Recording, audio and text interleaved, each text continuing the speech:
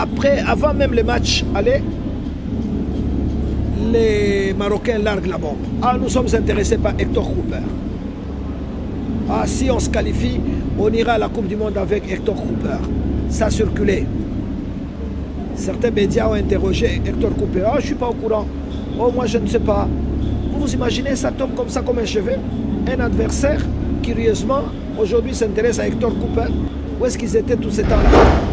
Le match important pour la qualification pour aller à la Coupe du Monde jumelée, Corée du Sud, Japon.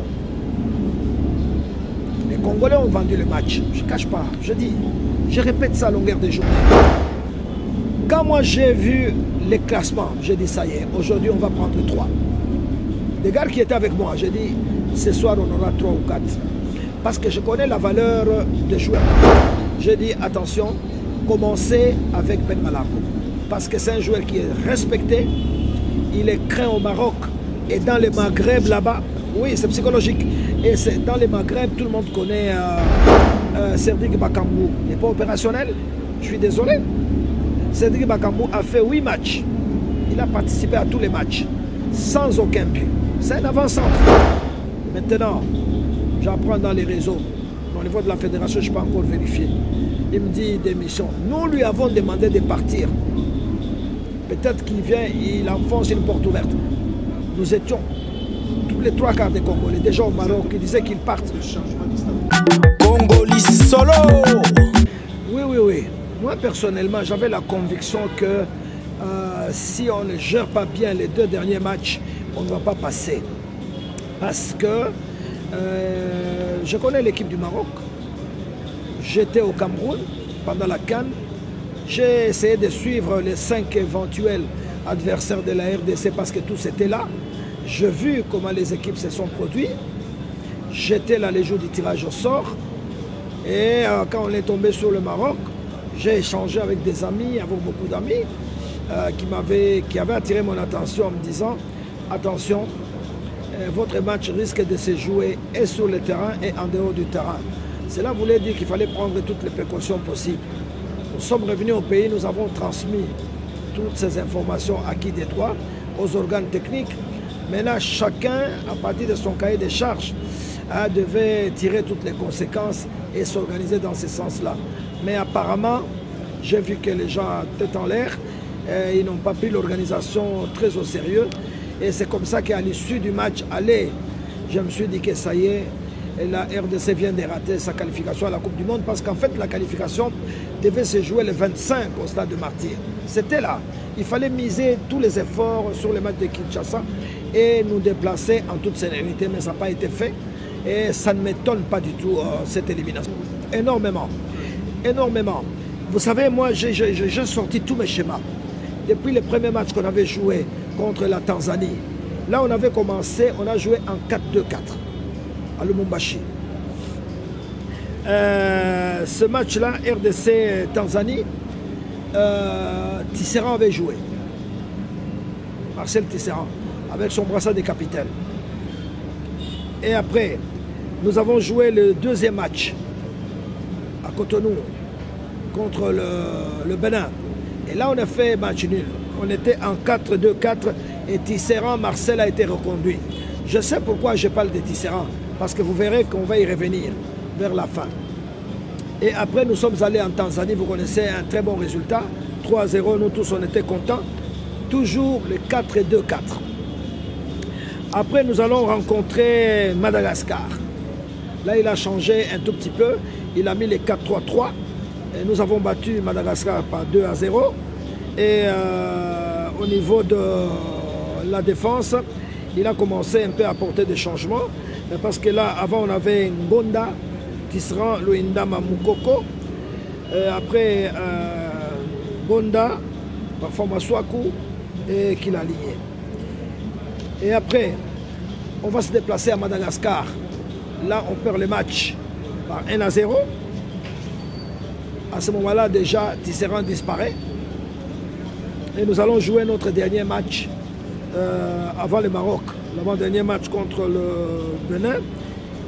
Et nous allons battre le Bénin par 2-0. Tisserand disparaît. Mais maintenant, on arrive à l'étape du Maroc. C'était ça. les 2 matchs de barrage. Les coachs pour les matchs de Kinshasa. J'ai les 2 schémas ici. RDC Maroc 1-1. On a joué en 4-4-2. Donc 4 défenseurs, 4 milieux de terrain et 2 attaquants. C'est comme ça qu'on avait commencé les matchs. Avec Cédric Bakambu et Mbokani à l'attaque. Maintenant, on va au Maroc. Curieusement, c'est là où les hicks commencent. Monsieur Hector Cooper, curieusement, il chambarde les schémas et il nous met un schéma de 3-4-3. Donc il a sacrifié la défense. Il met 3 défenseurs. Tissera revient, qui est en baisse de performance, même au niveau de son équipe. Beaucoup d'inquiétudes même au niveau de son équipe. On dit Mitterrand, frère Tisserand, les gens se posent des questions. Et il va l'aligner. Il aligne Louis Ndama, qui présente beaucoup de faiblesses et beaucoup de lacunes, tout le monde le sait. Et moi j'avais peur. Je me disais, comme on a le VAR, et comme on va jouer au Maroc, soit on attire l'attention de Louis Ndama pour éviter de provoquer les pénaltys ou les balles arrêtées aux abords de la surface de réparation, soit alors on ne l'aligne pas. Il commence avec une autre structure. Mais curieusement, c'est Louis Ndama qui arrive. Et Louis Ndama fait 2 passes aux Marocains. Vous imaginez. Après, nous avons Beba qui était là. Et il met Tisserand à droite. Comme latéral. On n'a jamais vu Mitterrand à droite. Quand moi j'ai vu les classements, j'ai dit ça y est, aujourd'hui on va prendre 3. Des gars qui étaient avec moi, j'ai dit ce soir on aura 3 ou 4. Parce que je connais la valeur des joueurs marocains. Je les ai vus jouer, je suis les révolutions, tout ça. Et qu'est-ce que Vaïd a fait à Kinshasa, au stade de Martyr? Il a étudié le système congolais. Il a laissé les titulaires, les 2 titulaires, qui sont venus bouleverser pour l'égalisation. Ils étaient sur le banc. Il ne les a pas fait monter, ils n'ont pas commencé le match. À ce moment-là, il avait un Nesri, qui est buteur habituel, qui avait commencé le match à Kinshasa. Il avait Ryan, qui avait commencé le match à Kinshasa. Mais Tariq Tissoudali, qui marquera, était sur le banc. Et El Kabi, rappelez-vous, le meilleur buteur au Chan 2018, organisé au Maroc et gagné par les Marocains, c'est El Kabi qui termine meilleur buteur. Et il a terminé meilleur joueur lors du 2e Chan en 2020 parce que c'est le Maroc qui gagne. Nous étions tous au Cameroun, on a vu. Donc ces 2 garçons étaient tranquillement sur le banc. Voilà un entraîneur stratège. Et quand il a vu que la fin du match approchait, il a changé. Et il a porté les changements. Vous avez vu avec quelle fougue les 2 sont rentrés. Et en un mouvement, 5 minutes après les rentrées, les 2, ils se connaissent tellement bien, ils ont combiné. Et El Kabi a dévié de la tête. Et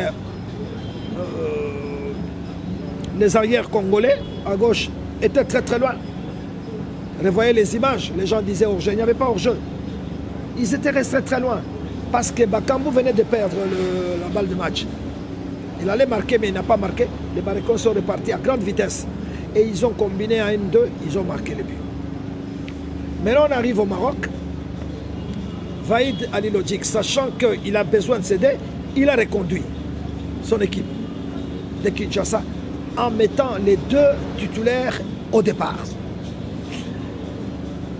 Nous avons reçu des informations de la part des amis, de la part même des amis marocains.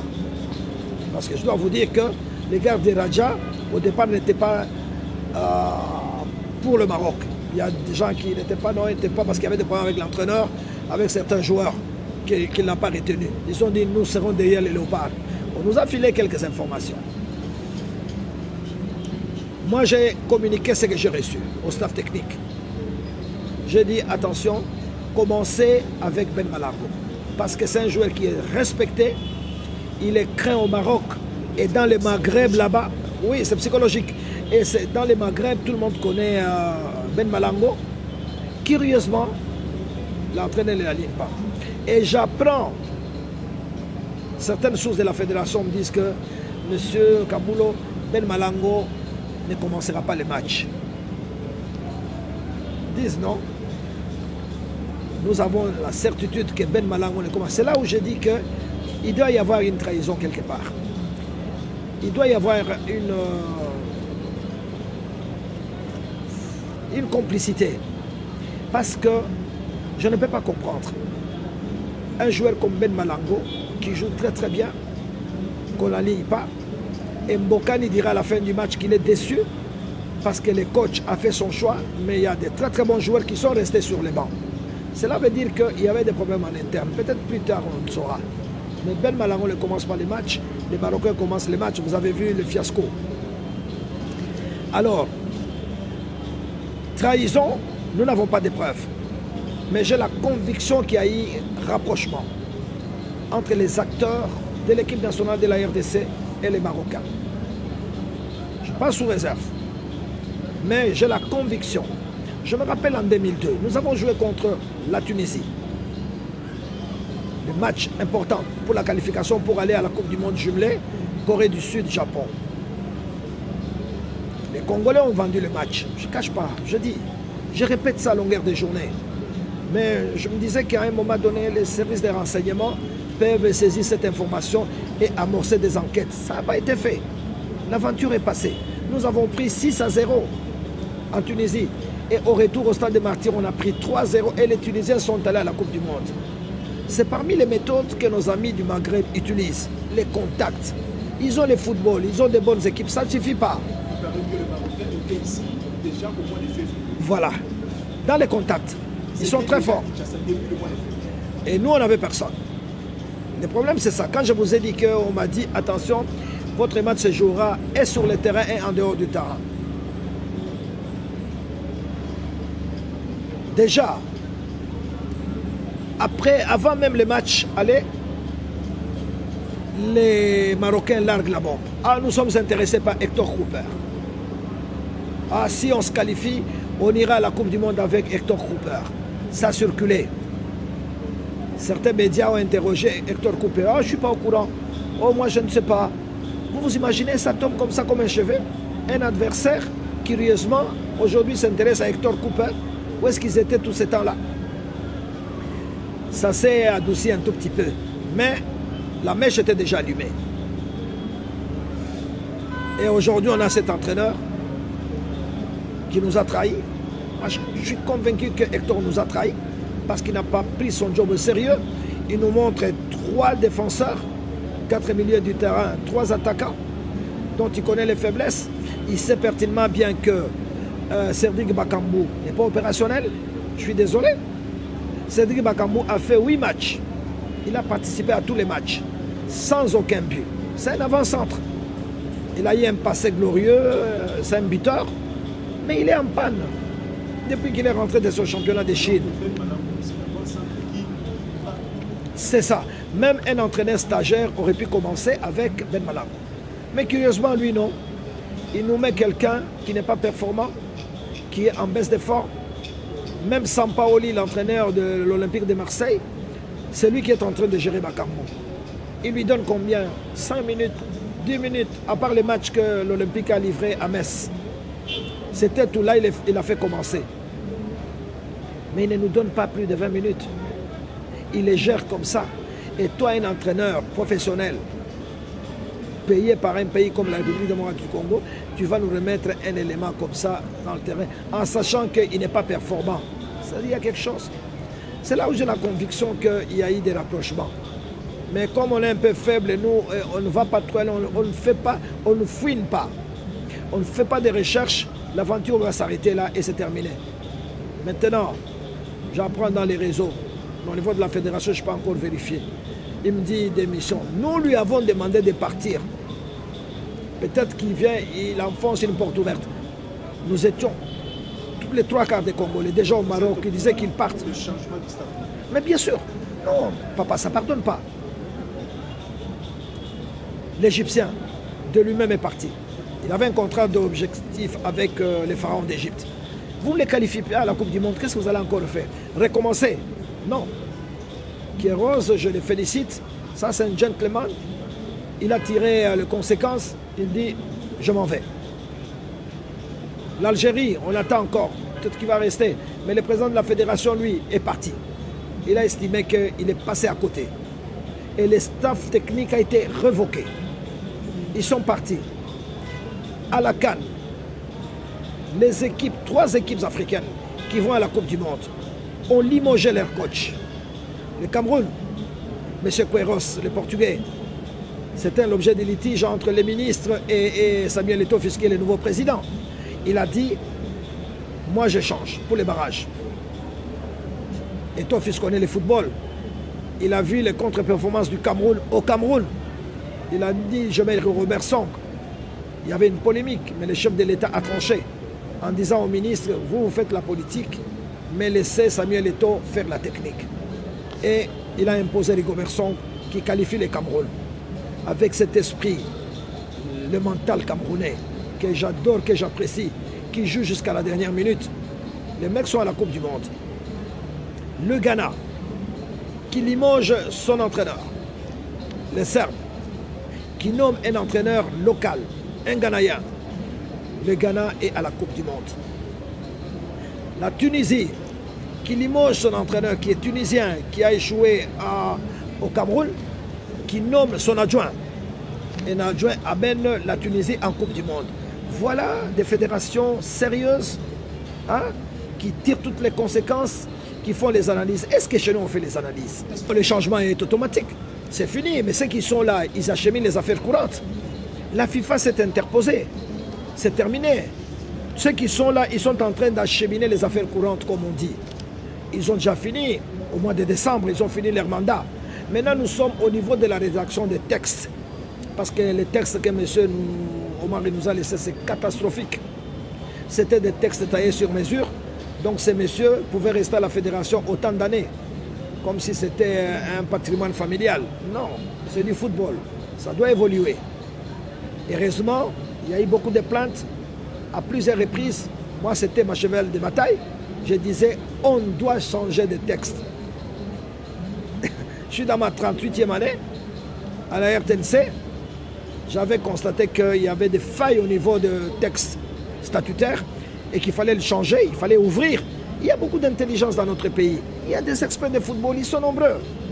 Au niveau même des médias, il y a beaucoup. Mais on a fermé les robinets.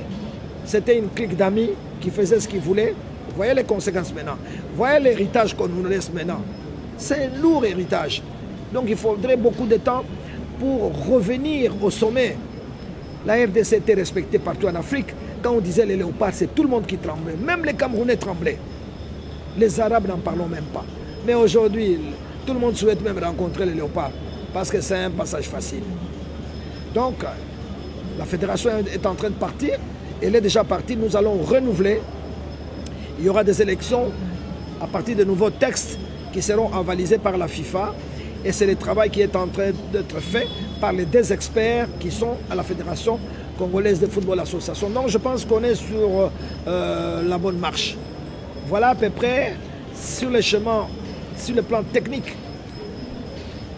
Je vous ai démontré comment nous avons perdu le match du Maroc. Vous vous imaginez le garçon comme Bokani, qui est le meilleur buteur, qui a joué tout le match presque, et il est sur le banc. Et les garçons étaient déterminés. J'aurais bien souhaité qu'ils commençaient les matchs avec Mbokani, Ben Malango et Meshak. Cette attaque allait faire peur. Tous les Marocains tremblaient. Mais quand ils ont vu que Ben Malango était sur le banc, ils ont dit ça y est, c'est terminé, ils ont compris. L'entraîneur, comme un électron libre, il ne dépend de personne. Personne ne les contrôle. Nous avons décrié. C'est un mec qui venait après chaque match. Regarde, nous avons match le 25. Il arrive le 21. Cher ami, pour une opération de la Coupe du Monde, c'est-à-dire qu'il a un esprit ailleurs. Il arrive le 21, le 22, le 23, le 24, le 25. Et les joueurs commencent à arriver 3 jours, 2 jours avant. Vous ne pouvez pas faire des miracles. Oui. Le jour du match, les Marocains sont arrivés avant. Ça, j'ai vécu cette situation. Ils ont fait l'échauffement, respectant les temps normaux. Ouais. Et les léopards ont fait C'est pour vous dire qu'il y a du désordre. Moi, j'étais au vestiaire. Je m'étais inquiété. Quand les Marocains sont arrivés, ils sont sortis sur le terrain d'abord en shorts. Ils ont salué le public. Ils sont repartis au vestiaire pour se changer. Ils ont mis la tenue d'échauffement. Ils sont sortis. Vous savez qu'à ce moment-là, les Léopards n'étaient pas encore arrivés au stade. Ils sont arrivés à 20 minutes du coup d'envoi. On commence à crier. Basa Wapi. Basa Wapi. Pour téléphoner. Un pays organisateur, l'équipe locale qui n'arrive pas au stade. Alors, tu t'imagines. Donc c'est quand même triste. Déjà, ça dénote de la désorganisation. Ils sont arrivés dans la précipitation, ils ont fait le bricolage, ils sont partis. Mais il y a beaucoup de choses à dire autour de l'organisation. Vous savez, oui. François Coton, Oui. Vous savez, le mode même de choix du ministre des Sports dans notre pays, il faut que les ministres des Sports sortent quand même de la famille sportive de notre pays. On ne peut pas prendre n'importe qui pour venir diriger les sports dans ce pays. Bon, il y a à boire et à manger. On a eu aussi des bons ministres des Sports qui n'étaient pas des nôtres, comme Elonga Malibanzungu. Ça y est, c'est un professeur d'éducation physique. Il a bien dirigé. Je dirais que M. Sampassa, Kaweta Milombe, Kibasa Maliba, ce n'étaient pas des journalistes, mais c'était des vrais ministres des Sports qui avaient donné du poids à notre équipe nationale, vous vous rappelez? C'était bon. Mais maintenant, il faut quand même qu'on mette du sérieux. Là, pour cette compétition, le ministre des Sports, Serge Condé, il s'est accaparé de tout. Il a fait tout seul. Tout seul. Il n'a pas pris contact. Je me suis dit toujours. Il n'a pas approché les acteurs principaux de notre football. Il ne les a pas approchés. Il n'a pas approché les dirigeants des clubs qui sont indispensables parce que ce sont eux qui donnent des joueurs à l'équipe nationale. Vous vous rappelez, on a décidé les problèmes des primes. 20 000 $ avant, 20 000 $ après. Qu'est-ce qu'un ministre, un vrai ministre des Sports fait quoi? Il consulte des personnalités comme Moïse Katumbi. Mettons la politique de côté. C'est un président tout fait de Mazembe. Moïse Katumbi est habitué à donner des primes aux joueurs de Mazembe, vous le savez. Il n'a jamais donné les primes avant le match. Jamais. Il dit aux joueurs 500 000 $ de primes. Après le match, si vous gagnez, vous allez vous partager. Si vous perdez, c'est la moitié. Et si vous faites match nul, c'est la moitié. Et si vous perdez, moi j'ai vu plusieurs fois des joueurs de Mazembe repartir de la résidence de Moïse sans un rond parce qu'ils venaient de perdre un match. Mais c'est comme ça que ça se fait. Mais sinon, on a donné de l'argent aux joueurs et les joueurs, ça a été même l'une des causes de la déconcentration. À Casablanca, quand ils sont allés s'entraîner, à 2 reprises, on a raccourci les entraînements parce que l'esprit était l'argent qu'ils avaient laissé dans le sac. Oh, on a hôtel. Oh, vous vous imaginez? Tu as une opération Coupe du Monde, tu as dans la tête l'argent. Donc même les touristes professionnels qui sont venus, ils ont touché l'argent de la République sans avoir joué et avec l'élimination comme s'ils sont récompensés. Vous avez votre fils d'État qui présente les examens d'État. Vous allez lui acheter la moto comme cadeau avant les résultats? Non, un parent sérieux, il attend. Il dit, mon fils, tu attends. Dès qu'on publie les résultats, s'il a réussi, papa, voici ta moto comme cadeau. Et sinon, on donne 40 000 $ aux joueurs qui n'ont pas joué, qui n'ont aucun résultat. C'est catastrophique. Là, le ministre Condé a failli. Il aurait pu consulter des gens comme Moïse Katumbi, comme Général Tango Fort.